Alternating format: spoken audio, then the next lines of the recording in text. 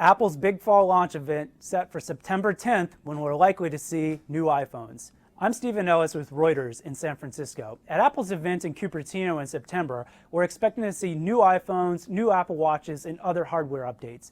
And while investors will be watching for the usual things like how many cameras the iPhone has, whether there are any new sensors on the device, they're also going to be watching for something that's become very important during the trade conflict between the US and China, and that is prices. Apple usually introduces the new iPhone with a new price, and then they reprice the entire rest of the iPhone lineup, typically dropping older models by about $100 each year.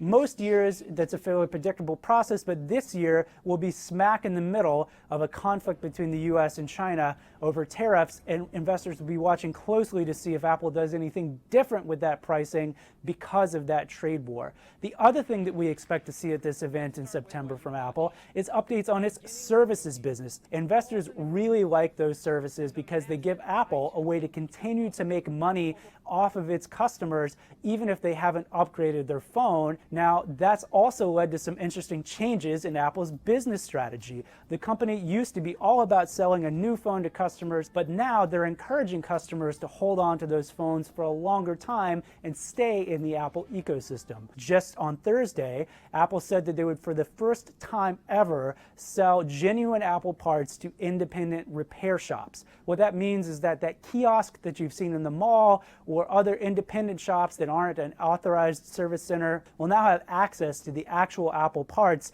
just like you would get if you went to the Apple Store. It's part of Apple's bigger strategy to grow their installed base of people who have an iPhone by as much as possible so they can sell them things like Apple Music or accessories like the AirPods or the Apple Watch.